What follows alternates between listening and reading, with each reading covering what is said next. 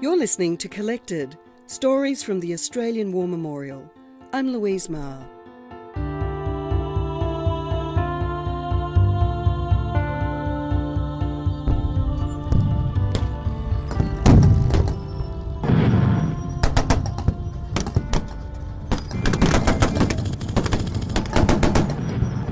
There was wild rejoicing, dancing in the streets, when the guns fell silent on the 11th of November 1918.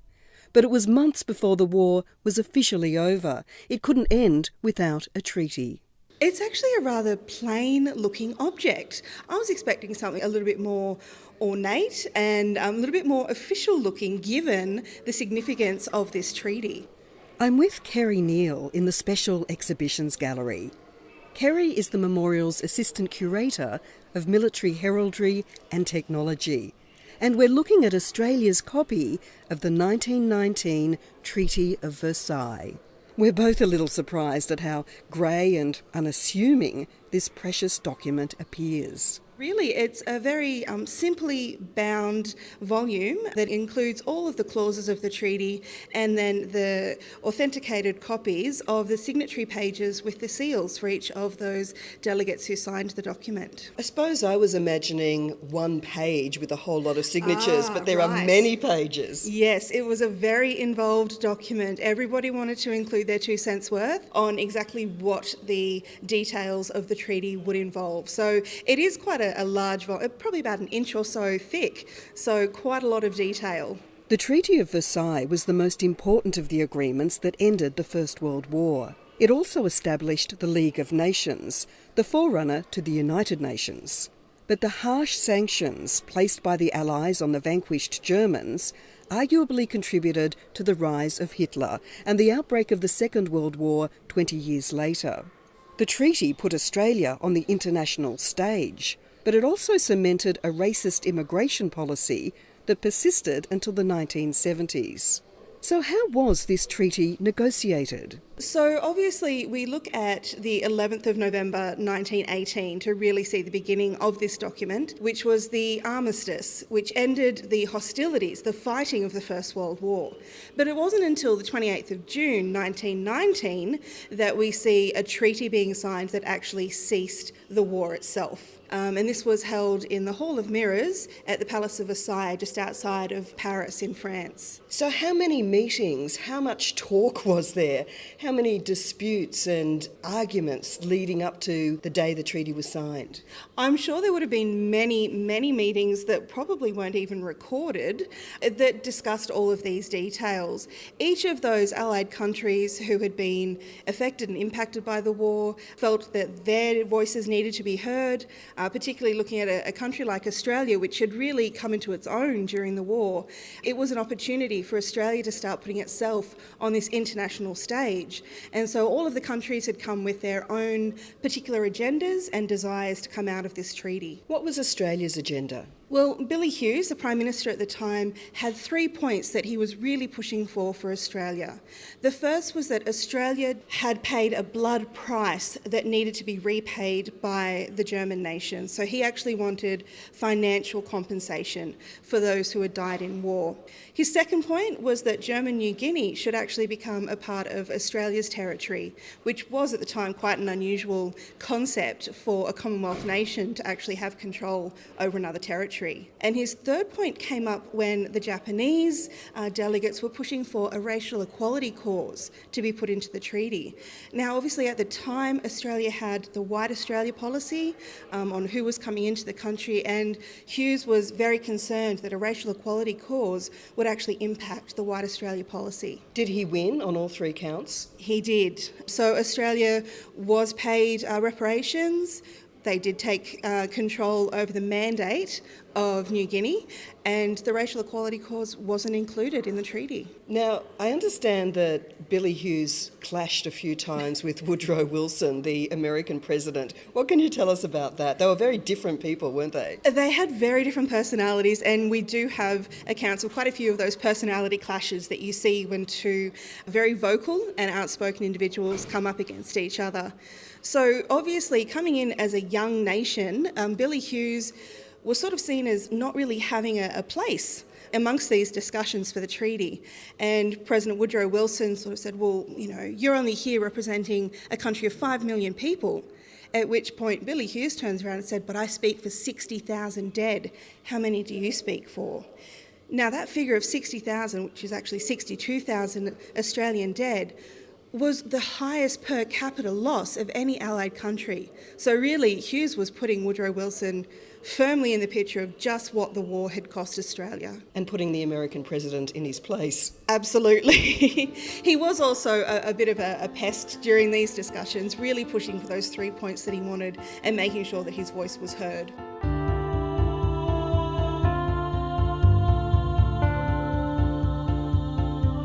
A bit of a pest, possibly, but a passionate protector of what he believed were Australia's best interests. Billy Hughes had been a popular wartime leader, despite the split over conscription. He was a tiny, wiry man with a wizened face and a raspy voice. This is how a French journalist described him at the Paris Peace Conference. Frail, narrow-shouldered, stooped, with a long, metallic face, seamed with line, of a Breton peasant. At first he sat doubled up like a spider and let others talk. But suddenly he straightened out and darted forward his thin arm with a double trident of stretched out finger and cut through the flabbiness of the discussion with a word.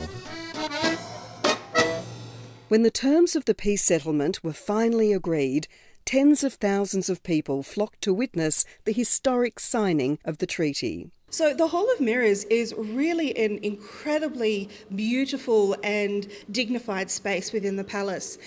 And what happened was that at 3 p.m, the delegates came in, and it was the two German delegates who signed the treaty first. However, their signatures come at the end of the treaty, sort of putting them in their place as well. And once all of the delegates had signed, so the 72 delegates from 32 nations, the fountains in the palace gardens were started again. So it was the first time that the water had flowed since the outbreak of war, when the fountains had been turned off. And could people inside the room see that? Absolutely, as well as the more than, I think, about 50,000 people around the palace. There were 20,000 who had just lined the walkways heading up to the palace.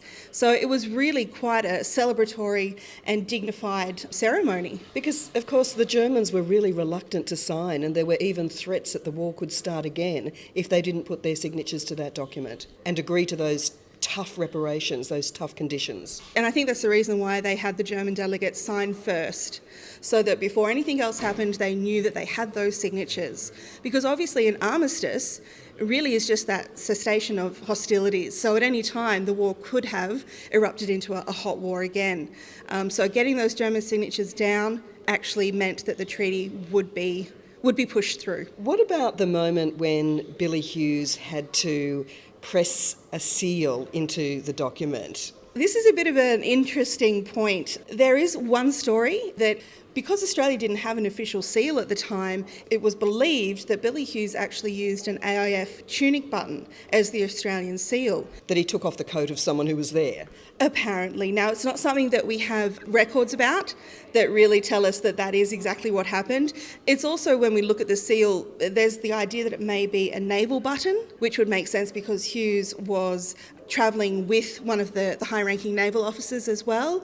So if we could see the original treaty, rather than just the black and white facsimile copy that we've got, and maybe see a bit more of the detail of the seal, that would be wonderful, because there are a lot of stories around that story, that he'd only been given 2 days' notice, that along with the signature, that each nation was asked to press their seal into the document as well. It is a lovely story, the idea that it was the rising sun from a button that was used as a seal. It absolutely is a wonderful story, and the idea that Hughes was known as the little digger, that he represented the needs and the concerns of the Australian servicemen, it does kind of fit into that mythology and story beautifully. We may never know the true story of that wax seal, but a Sydney newspaper, the Sunday Times, captured the moment Australia's Prime Minister added his name to the treaty.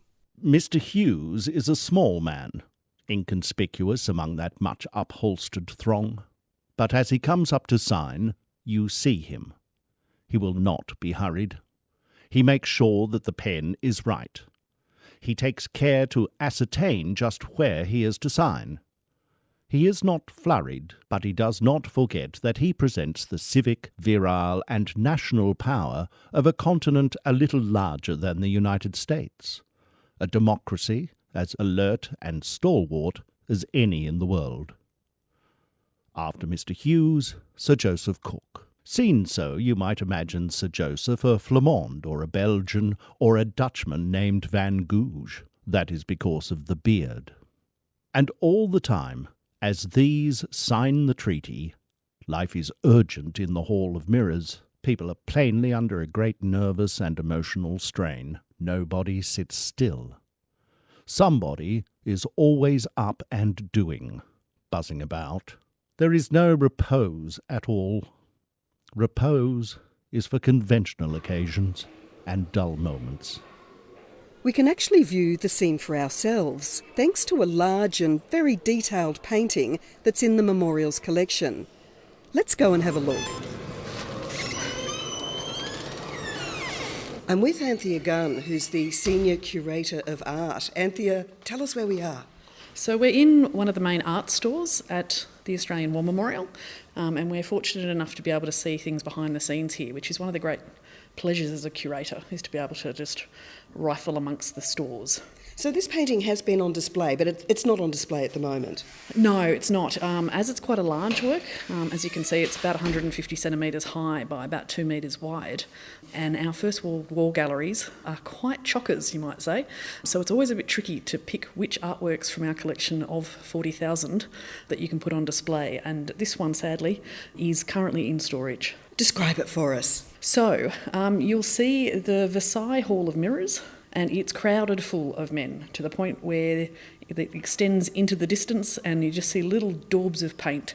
The artist has captured about 1,000 people at this incredibly important event of the signing of the Treaty of Versailles, and we see them all there crowded around the central ornate table, which is where the documents are being signed. We see the British Prime Minister, Lloyd George, taking his turn after the German and American leaders to sign the document, and the crowd are mostly looking on quite anxiously, but we also see a lot of chit-chat amongst the dignitaries present.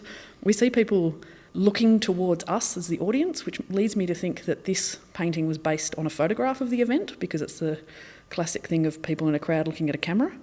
And then we see the Australians approaching the signing table to take Australia's moment of signing this important document. Let's go a bit closer to it. So where's Billy Hughes? So Billy Hughes is just here, sort of 3 figures behind Lloyd George. We see him kind of looking directly towards the camera. He's got his hand in his pocket. He looks quite relaxed for an event that's had so much anticipation. A striking aspect of this painting is the absence of women. The room is full of middle-aged and elderly white men. There are lots of beards and moustaches.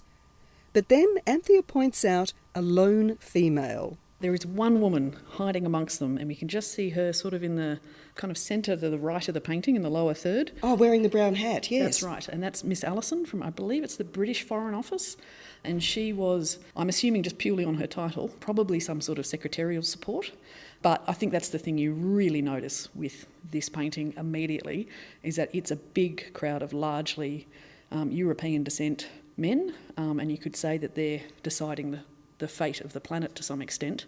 There are a few other nationalities present, but it's largely a very different demographic to what we would hope to see in an international occasion of such importance today. How did this painting come to be made? Who was the artist? So the artist was Brian Fenimore, and if I'm completely honest with you, as a work of art, this work isn't amazing. Fenimore was mostly known as an illustrator. I believe this work was commissioned with the idea that they would reproduce prints. And so the work toured Australia in the early 1920s. It was commissioned and toured by Mr. Crowell, later a Sydney property developer, and prints were produced, so they were selling off the illustrated prints. So it was both a commercial venture, but it was also something done quite genuinely to mark the historic occasion. Yeah, it's a document more than a work of art, Absolutely. Isn't it? And that's the wonderful thing about being in this space, is that I can show you a few works that I regard more as works of art. So if we come over to our large painting racks, and you hear my muscles strain as I pull out the thing, and there's that wonderful creaking noise.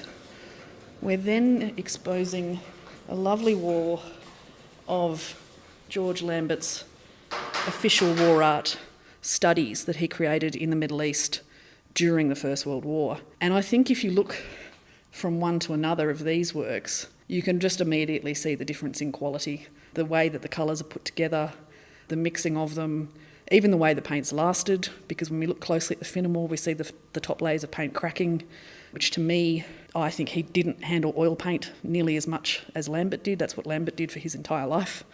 And there's a real sense of vibrancy in the way that Lambert captures these scenes on canvas, or in this case, largely on wood panels, whereas Fenimore is really fulfilling a commissioned contract for a particular purpose. It's more of a commercial artwork. Even when you look at photographs, to be honest, of Versailles, I think the hall is far grander. You can really see a lot of the details of the hall are just sort of scumbled. They've been done quite quickly. It's just to give you a sense and effect rather than really capture the full magnificence of that room. Whereas just in tiny details, Lambert captures just really vivid little vignettes of what he was seeing and exposed to in his commission as an official war artist. It's tempting to imagine what Lambert would have done if he had the commission to paint the signing of the Treaty of Versailles. Very, but to be honest, looking at the files of how long it took him to do his large paintings, I don't think he would have ever finished it. I think we'd still be waiting for it. And I mean, the key painting, Anzac the Landing, took him at least 2 years, and he did a lot of studies. He was very committed to getting it absolutely right. So I just don't think he would take the shortcuts necessary to do this within the time required, because this was in Australia and being toured in the early 20s, so it was very quickly done, which you can kind of tell. So it's not the greatest work of art in the world, and our copy of the treaty looks less than spectacular. It's usually kept stored in its original leather satchel at the National Archives, but it's currently on display in the Memorials exhibition after the war. The thing is, the Treaty of Versailles was the first international treaty Australia signed as a nation, and curator Kerry Neale says its significance cannot be overstated. A lot of people don't realise that it actually ended the war. Most people look at the 11th of November and that was the end. That was the end of the war. But really, there was that period between November and June of the following year where all the soldiers were still in limbo as to whether the war was actually over and they were coming home. So to me, that document represents a period of waiting and then of absolute relief that it really was over.